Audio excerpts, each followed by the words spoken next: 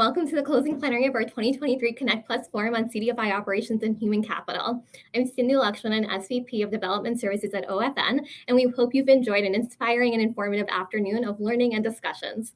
As Seth noted during the opening plenary, as part of our CDFI Next Generation Workforce Initiative, we're developing tailored professional development resources and opportunities for CDFI practitioners, such as new in-person and virtual trainings, as well as a career center.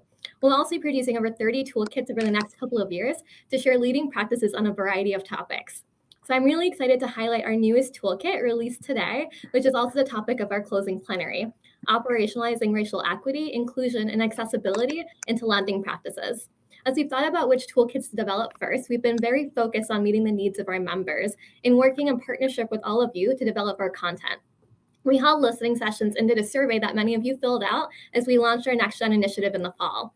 What we heard from everyone was a real need for onboarding materials to help staff, board members, and other stakeholders understand what CDFIs are, their evolution, and what it means to be a part of this industry, which is why we developed our CDFI 101 toolkit. We also heard a strong interest in understanding what it takes to operationalize racial equity and inclusion into lending practices. CDFIs are rooted in the civil rights, worker rights, and social justice movements, and we have a reputation for being financial first responders as well as first movers, improving out new markets. However, there's still room to improve.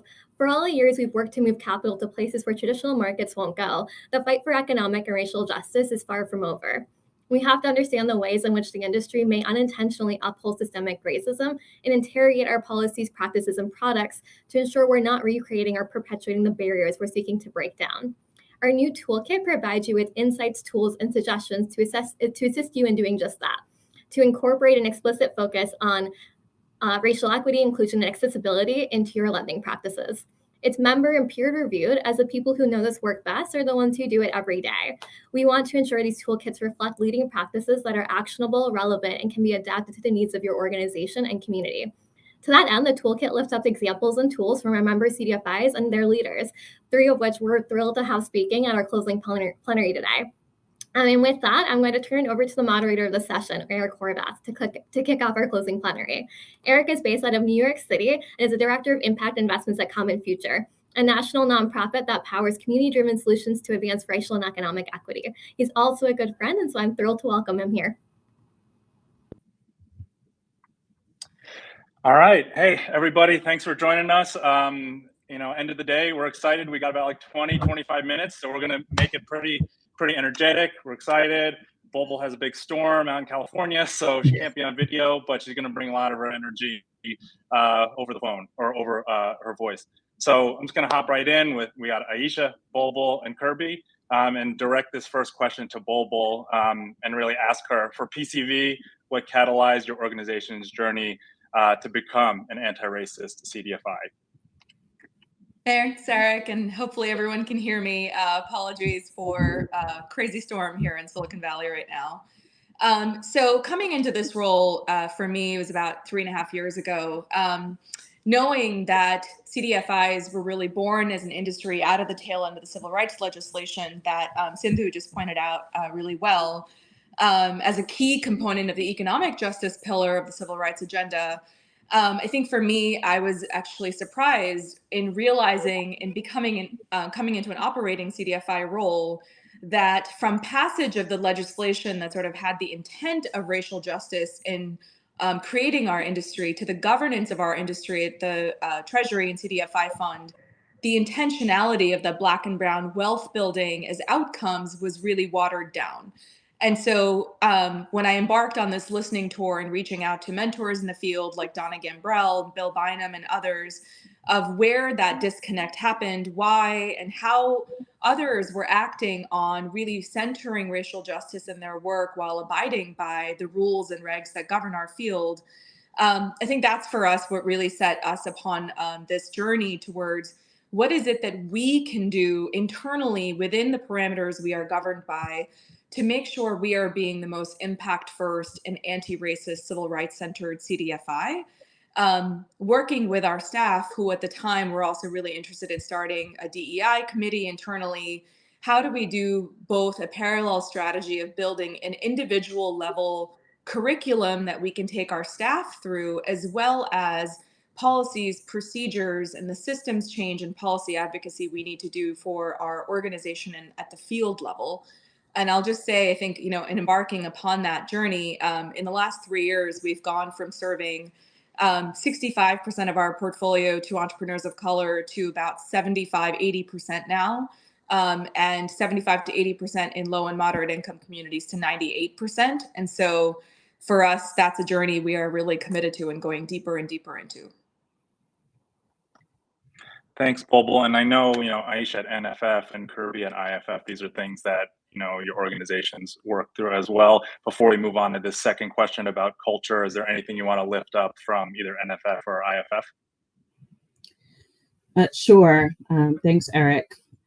I'd like to say that for NFF, it really started in 2016 as a result of internal and external pressures for an organization that was growing, that was profitable, that was white-led for 40 years. And our staff, would meet with clients and were being called to the carpet for being part of a racist funding system. And so we had to really think back to even 2013 when we were working with Native-led organizations, and they encouraged us to think about the intersection of race with our training content. And while that was focused on our consulting, it certainly was applicable to our loan products as well. And so this really thrust the organization into a period of deep reflection and self-reflection and learning. And so we started by diversifying our staff. We began to do, as Bulbul said, with her organization, to do individual equity learning, as well as corporate learning ahead of any institutional change that we were going to make.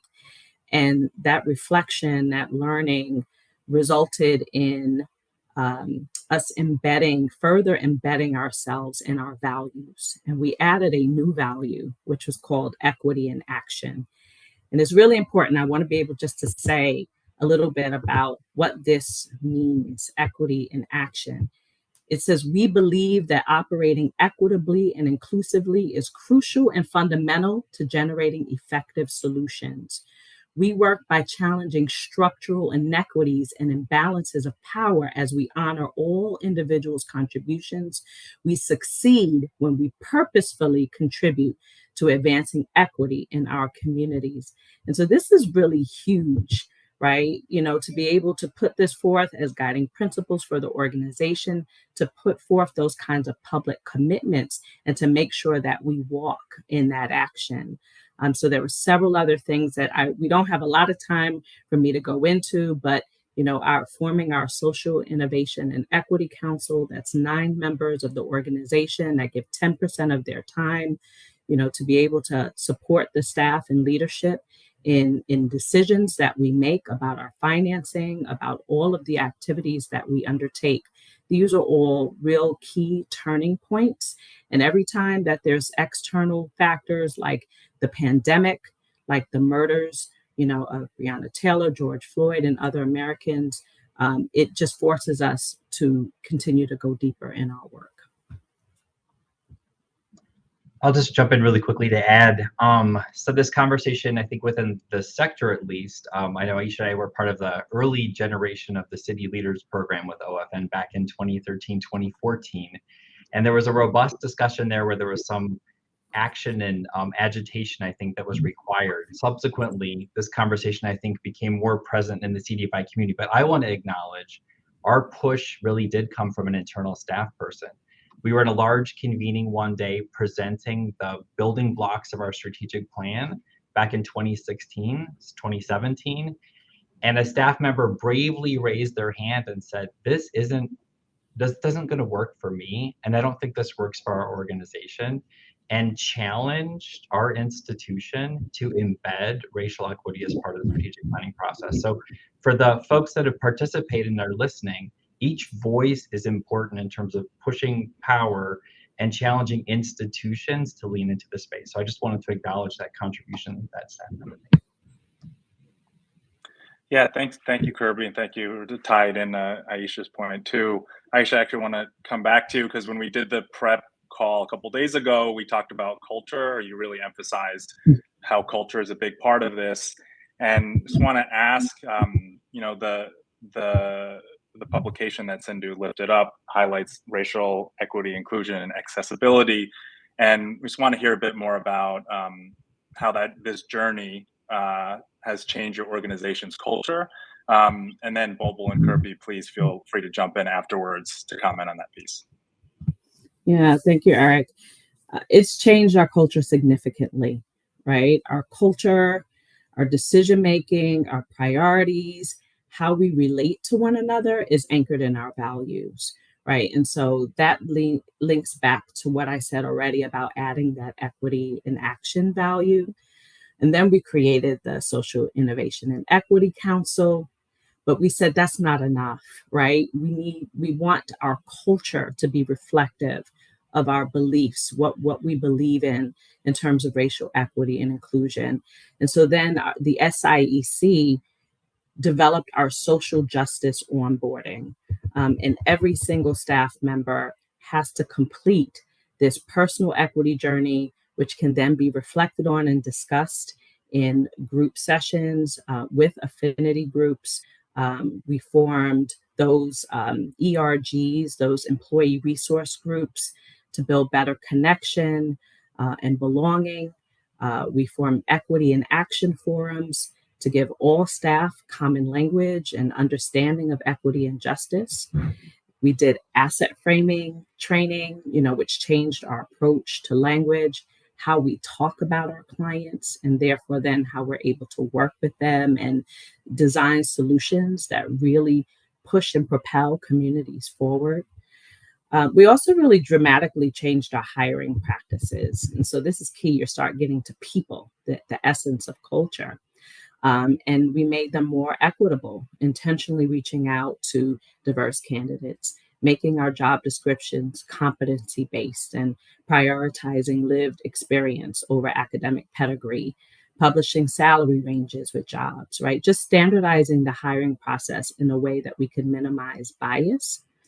One thing that's most recent is that we have incorporated a new role into the organization, which is our diversity, equity, inclusion, and belonging director. And belonging has really been added to our DEI journey. So we're really looking for a people first community, culture of care within the organization that is focused on DEI, belonging, social justice. All of this is at the forefront of our culture now. So it's really been a major shift. I would just love to add, Aisha pointed out some really important things around culture, belonging, and if you want to show up differently, you have to first look internally at, is your current staff capable of that? Who needs what supports, tools? How do you build courageous conversation spaces inside your staff so that those who want to be on that journey have access and ability and support to be on that journey?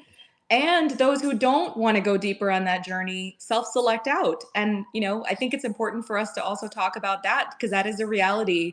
If you're going to go through a major transformation to be an anti-racist organization, people are going to have to choose whether they want to be on that journey with you or not. And so definitely in terms of the hiring, recruitment, retention practices, I think 3 things I would add to what Aisha stated is 1, becoming community centric. So PCV was always, I felt, an entrepreneur centric organization, but one that did not necessarily have the language for how do we show up in community with community. How do we center our work from community up, like human-centered design, instead of inheriting rules and rates and restrictions from banks and serving more like down market bank institutions that I think too many CDFIs have done or have had to do or felt they had to do. 2, we talk about things openly, like culture of white supremacy, right? The Tema Okun article. We've done a series of staff conversations around elements of white supremacy culture. We say out loud, hey, I feel like you're, increasing my sense of urgency or this or that, and we talk through it. Third, we talk about building a culture with psychological safety, right? The Google hiring research, the longitudinal research that's shown creating a culture of psychological safety is the first and foremost underpinning of then building a high-performing team. Well, does that culture feel safe for women of color on our team, people of color, people with differences of all different kinds, that they can speak and be heard? So really thinking through those additional elements as well is, I think, part of our journey. I'm nodding in agreement on all of these things. I think so. We do many of these things, and I'm certainly really glad to hear these things because they're exactly along the lines of our experience. Just two things that I would add that I think I haven't heard yet. One is we set up something we call the EDIT team, the Equity, Diversity, and Inclusion Transformation team. And that was a cross-functional staff-led team that actually has direct reporting to our board of directors. So we worked with the board, and that group was set up to establish real accountability. And that group has been shepherding this work over the course of the past couple of years. We too just added a chief equity and diversity officer. I think this importance of shared language is key. We've been working with Crossroads. Folks were required to go through a day and then a 2.5-day training. So we have a shared language and framework. And we have instituted a courageous space agreement where we open all of our meetings across all functions at IFF that really lay out the space for us to be able to relate to each other, and thinking about the ways in which we favor impact over intent. The last piece I'd add, and certainly, I am a white man in a white-led organization, is the importance of being race explicit. We still stick to EDI because we're leading first with race and racial equity. And it's really important, I think, in our organizations, particularly for white folks, to get in the headspace of the importance of being race explicit and getting comfortable with these conversations and sitting in conversations and in solidarity with our colleagues and just tackling that head on. So I just wanted to add that as well. Yeah, I really appreciate everyone. A lot of times folks can associate like culture with like, how do I start? It's maybe it's a bit squishy, but there were so many tangible actions, measurable and accountable actions, but also a very long list of them too, that you all really highlighted, that hopefully people were able to scratch some notes down and say, hey, maybe I can bring this back to my team and we can actually try to explore implementing something like this now. So our time is already almost up. So we're gonna shift or kind of, I think not shift, but now that we've built some of the kind of historical and then the cultural foundation of where you're all coming from in 15 minutes, we're gonna try to just close out with a bit of an example, because the publication Sindhu lifted up is about operationalizing a lot of the stuff we're talking about. So Kirby, I actually kind of want to come back to you and start with you around maybe an example of a change you've made to your lending practices as a result of all of your REIA journey or EDI journey. Sure. So there'll be a number of things you'll see in the toolkit that actually talk a little bit about the fact that we're an organization that's never been appraisal based. And we didn't come at that first and foremost as a racial equity commitment. It literally was trying to solve for some of the challenges in the nonprofit sector. So we looked at our overall lending profile, and despite having lent for 35 years, we actually really haven't looked at our data to actually gut check ourselves in terms of the reality of risk. So there is a lot of space for implicit bias, and I like your comment about being kind of down market banks. So what we did was, rather than having our minimum criteria, which used to be 5 years of operations, 3 years of audits, and operating budgets of $500,000, we went to our board and removed that entirely. And now our framework is really assessment of organizations within the context of the risk that they're looking to take on. But we went even further. So we've been spending a lot of time going more deeply into community, listening to community about community needs. And we established something called a flex loan product, which is an innovative way to get capital out quickly, up to $50,000, that has entirely different parameters that really supports organizations that just never would have been able to access resources. The last thing I just wanted to highlight really quickly is we've also then expedited approvals for loans under $350,000.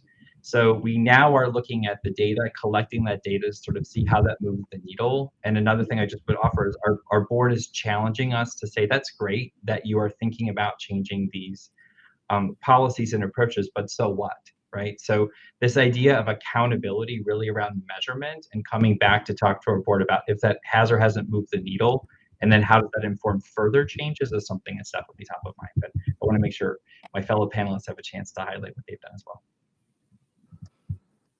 I can jump in if that's okay, just to talk about a couple of changes we made in operationalizing this in our lending. So first and foremost, I think building on what Kirby was saying, we looked at our data over the last 3 years, or have consistently since then as well.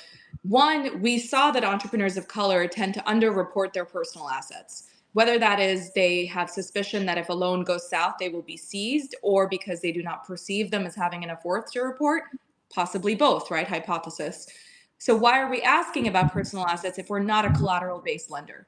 So we stopped asking about personal assets. We removed that from our underwriting. We removed asking about minimum credit scores because we know about the bias that exists in credit scoring in the US, right? Particularly racial equity bias.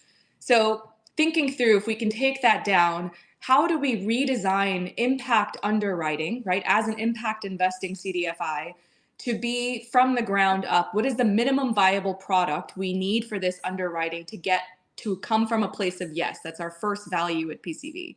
So we're really down at this point to looking at debt service coverage ratio and verification of credit reporting to make sure we're making a responsible loan that can be repaid, and having an open and honest conversation with the entrepreneur about what their needs are, what capital makes sense for them to repay, rates, et cetera, but have really gone down in what we ask for and our decision-making process within 24 to 48 hours of capital out the door. Yeah, I think that's great. I want to jump in by looking at minimum revenue requirement. And so our current proposal on the table in revising our credit policies is to remove our $3 million minimum revenue requirement and instead focus on factors that really indicate credit risk. Loans to smaller organizations are not necessarily riskier. This is just a misperception. And we really learned from the pandemic when we designed our Capital Advancing Racial Equity Fund. That's our CARE fund. This fund was launched in order for us to respond to a lack of access to PPP for many small and mid-sized, mostly BIPOC-led organizations, or really to add to what was a very small amount of PPP. And we stood up some other similar funds, and we were able to deploy $100 million in funding loans through these funds. And so there have been no defaults. These loans are all performing well. We're learning from this, but it incentivizes us to make changes to support a new category of borrowers. NFF historically has lent to larger organizations with a minimum $500,000 loan size. And we realized that we left out a large swath of the sector, and particularly those that are small BIPOC-led organizations. And so we're looking at how we can sustain capital for these smaller organizations. So that's one thing, looking at the minimum revenue. I also want to just lift up some work that we did in partnership with Capital Impact Partners and the Racial Equity Assets Lab funded by Kellogg Foundation. And that's our Catalyzing Finance for Racial Equity work. And so we embarked on a collaborative project to identify and develop new ways that CDFIs can do their lending and investment work, as well as their other functions, to center communities of color. And we came up with 5 building blocks for advancing racial equity, including building trust with communities, having a client service mindset that centers the needs of community-based borrowers, technical assistance that's tailored to projects and practitioners, flexible capital solutions to solve problems of community responsive organizations, and then appropriately priced capital. And so just one of the changes that I'll lift up on that 4th building block around flexible capital is having a total return approach to structuring investments, right? We really have to vary the terms. There's no one size fits all, right? We can have interest only periods and interest reserves and repayment schedules that fit the needs of the project and community. So ideally, lenders or investors should be able to offer payment options beyond a simple interest rate, such as revenue-based financing, project-based return triggers, or other non-traditional return structures. So these are some of the changes that we're making internally. Thank you all. We're actually, we covered so much ground, even though it was like 20 minutes. I think all of you and the work that you're doing probably could have gotten an hour on its own. But we're going to actually come down to the final closing question before we hand it back over to Seth to close it out. And Bobo, I'm going to start with you. What's a creative call to action that you'd want to give to the audience? What's something that people need to hear? Well, first off, I want to say, I think there's a lot we shared today that may sound like we've got it all figured out and everyone's, solidly on their journeys and it's done. But to be frank, there was no checklist probably any of us followed. There was certainly no framework, guidebook, or checklist that I followed and our team followed. It's really, I think my call to action would be to be brave and to have courage and to hold hands with members of your team who are committed to the work and feel like you've got each other's support through this. And that's part of why I mentioned psychological safety earlier, because I remember my first staff meeting at PCV, I said the words racial justice out loud and half the staff, like it was awkward silence in the room.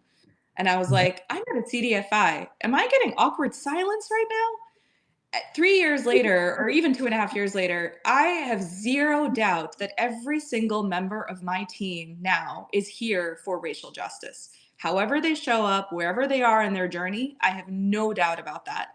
And as one mentor said to me when we were deep in the thick of the discomfort, and you have to be comfortable with discomfort, right? I'm really glad that that's highlighted in this guidebook.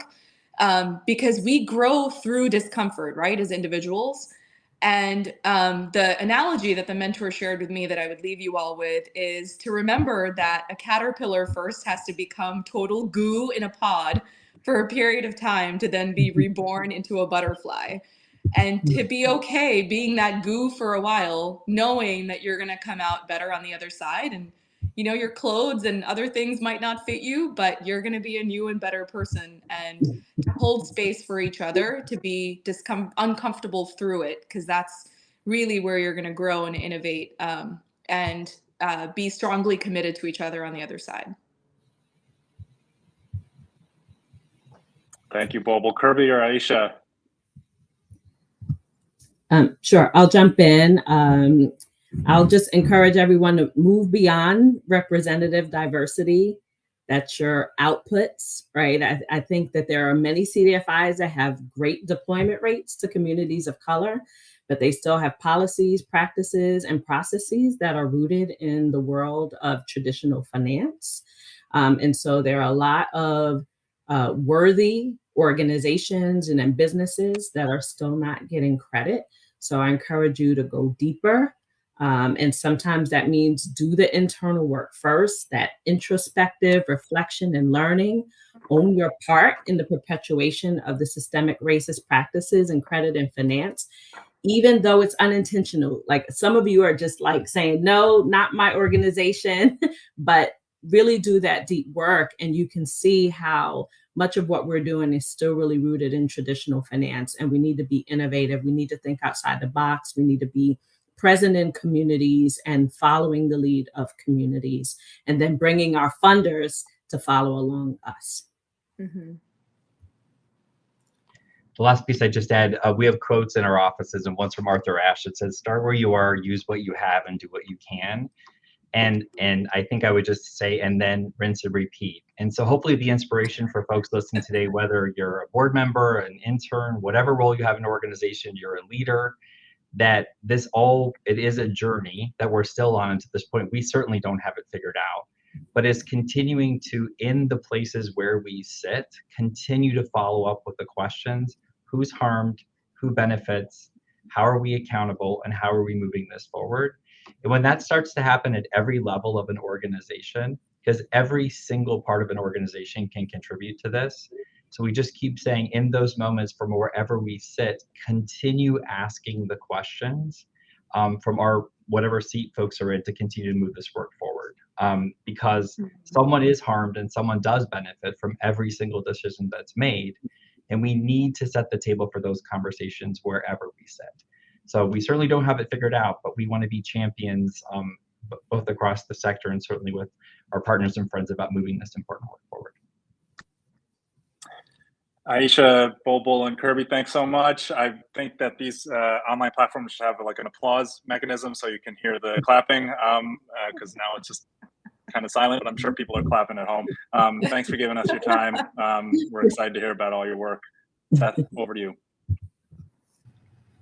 There is a reaction button you can put on the platform. So thank you, Eric, Bulbul, Aisha, and Kirby for your insightful and engaging discussion. It's crucial for our industry to persistently strive towards preventing the reproduction or perpetuation of systemic obstacles that have historically hindered communities of color and other under-resourced communities from obtaining the necessary credit to create wealth and attain financial stability. If you haven't already, I urge you to download the Operationalizing REIA into Lending Practices Toolkit. This toolkit will serve as a guide to help integrate racial equity, inclusivity, and accessibility into your CDFI's lending practices. With that, we conclude the Connect Plus Forum, CDFI Operations and Human Capital. I extend my heartfelt appreciation to our 35 speakers whose dedication and commitment to sharing valuable insights with all participants made this event a success. I would like to thank the OFN staff for their meticulous planning and execution, and all attendees for their active participation and thoughtful contributions to the Q&A sessions. Shortly, you will receive an email requesting your feedback on this forum. It is a brief survey, so kindly take 2 minutes to complete it. We value your input and will review your responses to help us improve and deliver the best virtual event experience for everyone. Thank you in advance for your participation. Looking ahead, we have a lineup of exciting events and trainings throughout the year, and I look forward to seeing you all there. If you haven't yet secured your hotel room for the Small Business Finance Forum in June, I encourage you to do so as soon as possible. We anticipate a sellout. As an FYI, we will be launching our call for sessions for the 2023 annual OFN conference in the next few weeks, so keep an eye out for that. Once again, thank you all for joining us, and I wish you a great remainder of your day. Take care.